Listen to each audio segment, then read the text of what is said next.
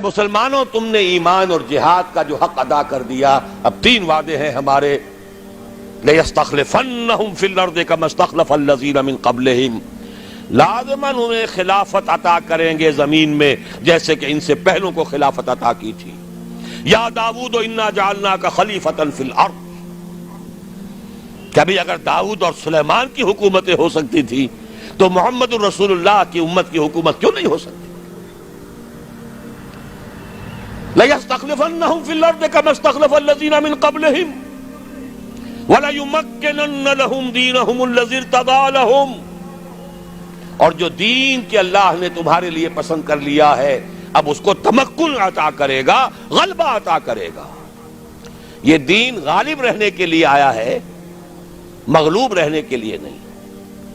الحق یعلو ولا یعلی علیہ، حق کو حق پہنچتا ہے کہ سربلند ہو، نہ یہ کہ پامال کر دیا جائے۔ تیسرا وعدہ وَلَيُبَدِّلَنَّهُم مِّن بَعْدِ خَوْفِهِمْ أَمْنًا، اب تک تو تم پر خوف کی کیفیت طاری تھی، پھر نہ قریش چڑھ کے آ جائیں، غطفان نہ آ جائیں۔ حدیثوں میں، سیرت میں آپ نے پڑھا ہوگا، رات رات بھر پہرے رہتے تھے، ذرا شور ہوتا تھا منافقین جو ہے لے اٹھتے تھے، پھر حملہ ہو رہا ہے بھائی، پھر حملہ ہو رہا ہے، ہر وقت ایک خوف کی کیفیت۔ لیکن اے مسلمانوں، اب وہ خوف کی حالت بدل جائے گی، تمہیں امن حاصل ہو جائے گا۔ چیزیں 3 بیان کی، ایک ہی ہے۔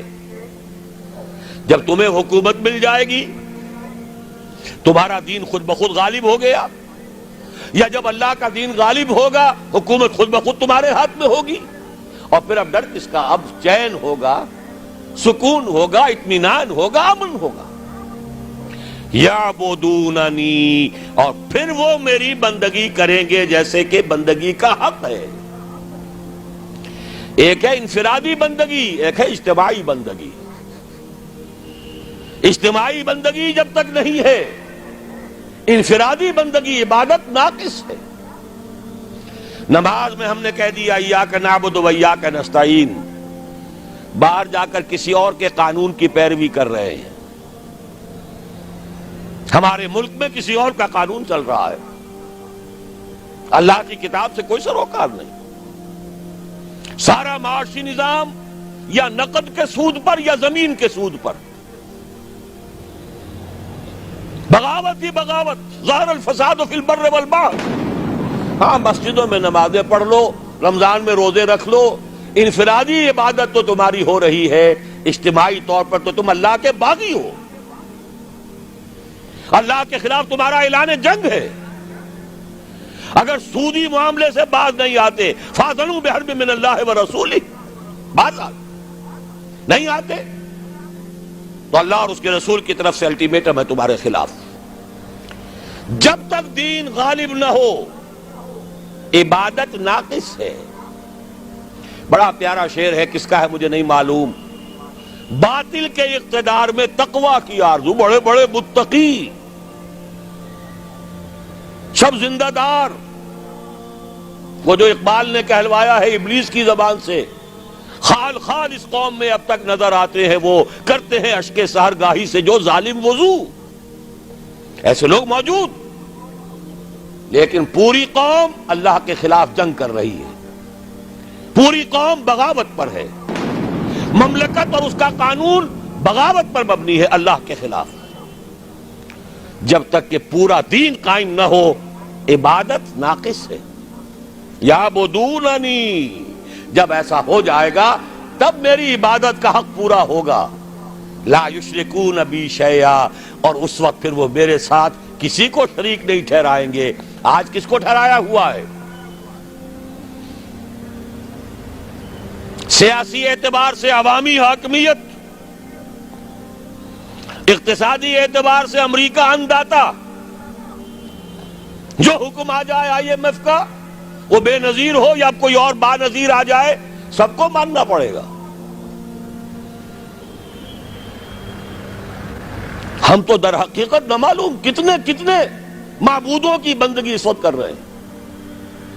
یہ بندگی مکمل اسی وقت ہوگی لا یشرکون بی شیئا کے ساتھ، جبکہ پورا نظام زندگی اجتماعی بھی اللہ کے قانون کے تابع ہو جائے۔ ومن کفر بعد ذلک، دو ترجمے اس کے ہیں، جو اس کے بعد بھی ناشکری کرے یا جو اس کے بعد بھی کفر کرے۔